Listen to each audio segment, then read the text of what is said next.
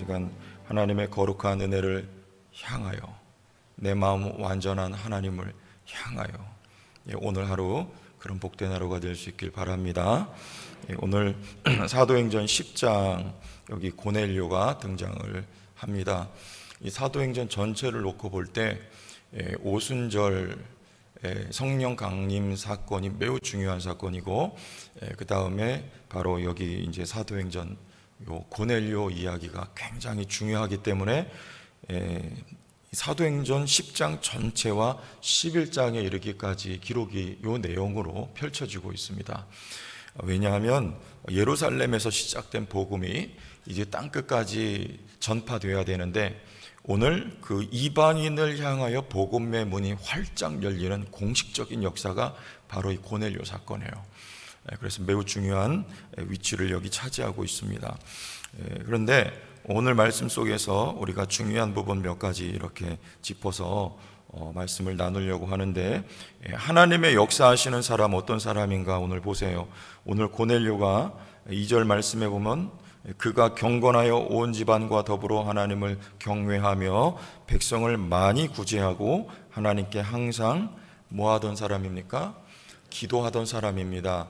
이 고넬료는 이방인이었지만 이 유대 땅에 이달리아대라고 하는 부대의 백부장으로서 근무하면서 아마도 유대교를 접하고 하나님을 믿게 되었던 그런 사람이었던 것 같습니다. 우리가 사도행전 8장에서도 빌립을 통해서 전도받았던 에디오피아 내시를 기억하시죠? 그도 역시 이방인으로서 하나님을 경외했던 그런 인물이었어요. 근데 오늘 말씀해 보면 다르지가 않습니다.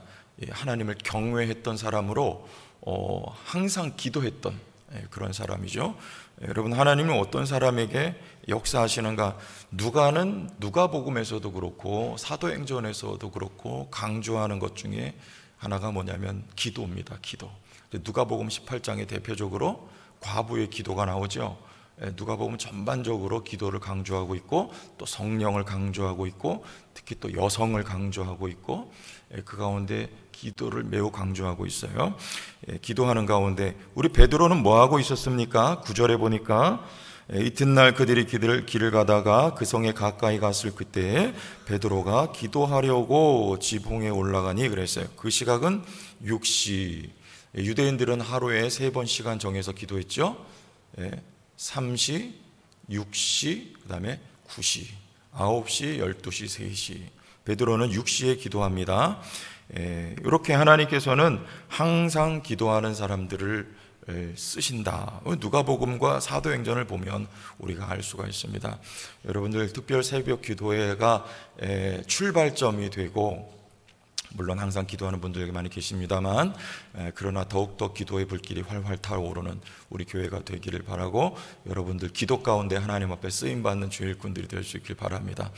기도하지 않으면 하나님이 안 쓰시더라고요. 기도하지 않으면. 우리 수련회를 갔는데 3명의 교육자가 나눠서 설교를 했어요. 그런데 어느 시간에 가장 역사가 많이 나타나는 줄 아세요? 기도 가장 많이 했던, 기도로 준비했던 2주 동안 철야하면서 금식해가면서 억수같이 여름날에 여름 수련회니까 천둥번개 맞으면서 기도를 했죠. 그 전도사님이 그렇게 기도를 했는데, 그렇게 안 한 다른 2 교역자는 맹숭맹숭 지나갔어요.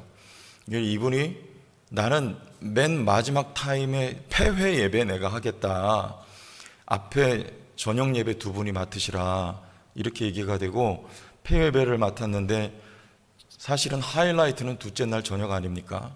맹숭맹숭 지나가는 거예요. 그런데 마지막 날 폐회 예배는 보통 짧게 하죠. 그런데 이 전도사님이 폐회 예배를 하는데 1시간 반을 설교를 했어요. 그런데 그 마지막 폐회 예배 시간에 은혜가 부어지는데요, 놀랍게 하나님의 역사가 나타나고, 거기 어린아이들과 청년들 중고등부 연합집회입니다. 이거 사실 가능하지도 않은 얘기 같은데 기도 역사가 일어나고, 교사들이 다 은혜를 받고, 같이 예배했던 교역자들이 다 손을 벌벌 떨 정도로 은혜를 받았어요. 근데 알고 보니까 이 전도사님 정말 기도하는 분이었더라고요. 그때 제가 알았어요. 하나님은 기도하는 곳에 은혜를 부어주시고 기도하는 사람을 통해서 역사하시는구나. 알았어요. 여러분, 우리 성도교회가 기도할 때 하나님 쓰십니다. 여러분, 기도를 멈추지 말고 계속 할 수 있길 바랍니다. 기도는 어떤 전도사님이 그러시더라고요. 저축이라 그래요. 기도는 쌓이고 쌓여서요, 하나님이 역사하실 그때에 폭포수같이 그 은혜와 역사가 쏟아져요. 여러분, 이렇게 옛날에 우리 시골에 제 중학교 때도 예배당을 뭘로 예배당을 만들었냐면 그 소 우사를 뜯어 고쳐가지고 예배당을 만들었는데, 뜯어 고치기 전에 우사 이렇게 지붕에 비닐이 이렇게 하얗진 않죠. 우사니까 누렇게 물이 들어가지고 있는데 거기 이렇게 물이 이렇게 고여 있었어요. 비가 새가지고. 여러분, 그런 장면 상상해 보세요. 기도가 이렇게 쌓였다가 어느 순간에 하나님이 역사하실 때 그 탁 터뜨리면 거기 물이 다 쏟아지는 것처럼 하나님이 그렇게 역사를 하시더라니까요. 여러분, 기도는 하나도 헛되지 않습니다. 다 저축되고 있어요. 하나님이 역사하실 때 그게 확 쏟아지는 거예요. 그게 은혜의 바다가 되는 거예요. 여러분, 이렇게 기도할 수 있기를 바랍니다. 하나님 기도하는 사람을 쓰신다. 두 번째는 고넬료의 영향력을 한번 생각해 보겠습니다. 우리 2절을 보세요. 다시. 그가 경건하여 온 집안과 더불어 하나님을 경외하며. 어떻게 됐습니까? 자기만 하나님을 경외한 게 아니에요. 고넬료 한 사람 때문에 온 집안이 하나님을 경외합니다. 그래서 여러분, 디모데전서 3장에 보면 감독의 자격이 나오죠. 거기 뭐라고 나와 있습니까? 가족을 잘 다스리는 사람이어야 돼요. 감독은요. 혼자 잘 믿으면 감독이 될 수 없어요. 목사도 마찬가지고 감독이라 하면 장로도 마찬가지입니다. 그래서 자녀들이 신앙생활 잘 해야 되는 거예요. 네? 이게 뭡니까? 나만 잘 믿는 것. 그런데 사실 그게 어폐가 있어요. 내가 잘 믿으면 영향력이 나가게 돼 있어요. 네? 엄마가 기도하면 당장은 아닌 것 같은데 그 어머니의 기도로 자녀가 변화되는 시점이 옵니다. 일전에 말씀드린 시라손이 아들이랑 지난번에 오셨던 분이 고등학교 때 아버지 닮아가지고 완전 주먹으로 날리던 서라벌 고등학교에서요, 넝쿨이라고 하는 음성 서클을 만들어가지고 허구한 날 엄마가 불려다녀요. 이 변화될 조짐이 보이질 않습니다. 잘못하면 아들도 깡패되는 거예요. 근데 학교만 갔다 오면 이 엄마가, 아들이 제일 보기 싫은 게 그거예요. 눈물, 콧물 이렇게 줄줄 흘리면서, 옛날에 여러분 기도하실 때 콧물이 줄줄 흐르잖아요. 이 아들이 그게 제일 보기 싫었다는 거예요.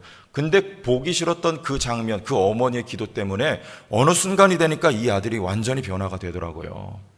그리고 인천체대 아이스하키 선수였는데 그거 다 집어치우고 신학교 들어갔어요. 목사가 되죠. 내가 바르게 믿으면 영향력이 나타나게 되어 있습니다. 아닌 것 같지만 나의 영향력이 아니라 살아계신 하나님의 영향력이 나를 통해 나오는 거예요. 고넬료가 그런 사람이었던 것 같아요. 온 집안과 더불어 믿습니다. 7절에 보면 어디까지요? 7절. 마침 말하던 천사가 떠나매 고넬료가 집안 하인 둘과 부하 가운데 경건한 사람 하나를 불러.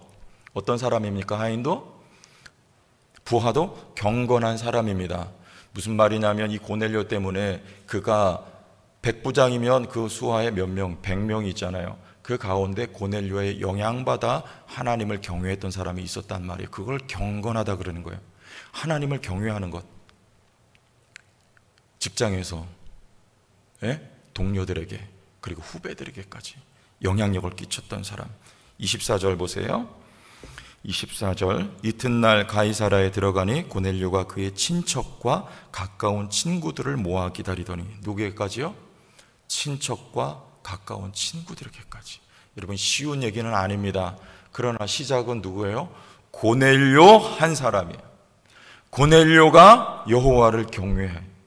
고넬료가 경건하였다. 고넬료가 믿음이 있었다. 그리고 그 믿음이 고넬료에게 역사하였다. 그 결과 고넬료를 통하여 이렇게 역사의 지경이 넓어지는 거예요. 어디까지요? 친척들, 가까운 친구들을 모아서 기다리더니. 그런데 성령이 어디까지 임합니까? 우리 말씀 보면 44절 보니까 베드로가 이 말을 할 때에 성령이 말씀 듣는 모든 사람에게 내려와요. 놀랍습니다. 놀라워요. 고넬료 한 사람 때문에 그 주변에 있었던 모든 사람이 다 여호와를 경외하게 되고, 그리고 그들에게 말씀을 들을 때 성령이 임하게 되는 역사가 있는 거예요. 우리 모두 이 믿음의 주인공들이 다 될 수 있길 바랍니다. 여러분, 자녀들 아직 안 믿는 분들 계시죠? 그러나 자녀들 놓고 기도하는 것 중요한데, 내 믿음 바르게 세워줄 수 있도록 먼저 기도하는 거예요. 먼저 내 믿음이 내 안에서 온전케 될수록 하나님 나를 통해서 하나님이 역사하세요. 영향력이, 하나님의 영향력이 나를 통해 나가는 겁니다. 내가 믿음의 좋은 본, 좋은 영향력이 나를 통해 나타나는 은혜와 역사가 우리 고넬료처럼 있게 되기를 바라는 것이죠. 자, 그 다음에 오늘 핵심입니다. 구원은 하나님의 주권에 속했다. 우리 이 내용 살펴보겠습니다. 15절 말씀 보겠습니다. 또 두 번째 소리가 있으되 하나님께서 깨끗하게 하신 것을 내가 속되다 하지 말라. 그래요. 여기 짐승이, 보자기 내 귀퉁이 메어서, 그런데 보니까 부정한 짐승이 내려옵니다. 뭐 말하면 돼지 뭐 이런 거겠죠. 쪽은 갈라졌는데 뭐 책임질하지 않는 거, 그 반대의 경우도 있을 것이고, 근데 베드로는 유대인이었기 때문에 그걸 먹지 않았습니다. 하나님 부정하다고 했어요. 지금도 먹지 않겠다고 하는 거예요. 그래서 근데 하나님 뭐라고 말씀하세요? 여러분, 구약 성경에 부정과 정함의 구분은 뭡니까? 그렇죠. 되새김질해야 되고 굽이 갈라져야 돼요. 가축의 경우에. 그리고 뭐 비늘이 있어요. 지느러미 있어야 되고. 그게 기준입니까? 그러면 굽이 갈라진 건 왜 거룩해요? 그럼 새김질하지 않는 토끼나 돼지는, 굽이 갈라지지 않은 토끼는, 새김질하지 않는 돼지는 왜 부정하고 더럽습니까? 더러운 걸 먹기 때문에 그래요? 그럼 뭐 소는 깨끗한 거 먹습니까? 그게 아니고 단지 하나님의 주권에 속해 있다는 거예요. 하나님이 이것은 정하다 하면 그게 정하고, 하나님이 부정하다 하면 그게 부정한 것이죠. 그래서 오늘 말씀에도 그래요. 베드로는 그래서 그게 부정한 거라고 여기고 있었지만, 내가 깨끗하다 한 것을 네가 부정하다고 말하지 말라는 거예요. 그리고 먹으라는 거예요. 하나님이 정하다고 하면 부정한 것도 정하게 되는 겁니다. 이방인들은 원래 부정한 자들이에요. 거룩함과 관계가 없습니다. 그러나 이제 하나님이 이방인들이라 하여도 정하다고 하나님이 정하시면 그들이 정한 거예요. 하나님의 주권에 속해 있는 것입니다. 오늘 이 말씀을 하고 있어요. 그래서 이방인들에게도 이제 하나님의 구원의 역사와 은혜가 오늘 고넬료의 가정에서부터 이렇게 펼쳐져 나가는 그런 장면입니다. 자, 우리 로마서 말씀 한번 보겠습니다. 로마서 말씀 보면 제가 한번 이렇게 읽어드릴게요. 3장 9절, 그러면 어떠하냐? 우리는 나으냐? 결코 아니라. 유대인은 어떻습니까? 여기 바울이 실체를 말합니다. 자신들은 거룩한 줄 알았어요. 왜? 의로운 행위, 율법을 지켰다고 생각했기 때문에 그래요. 그럼 바울은 말합니다. 그렇지 않다는 거예요. 어떠하냐? 우리는 나으냐? 결코 아니라. 유대인이나 헬라인이나 다 죄 아래 있다고 우리가 이미 선언하였느니라. 다 뭐예요?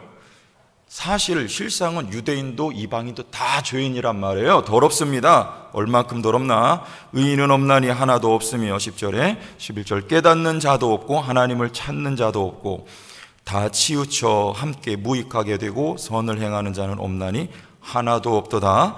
그들의 목구멍은 열린 무덤이요 그 혀로는 속임을 일삼으며 그 입술에는 독사의 독이 있고 14절 같이 시작.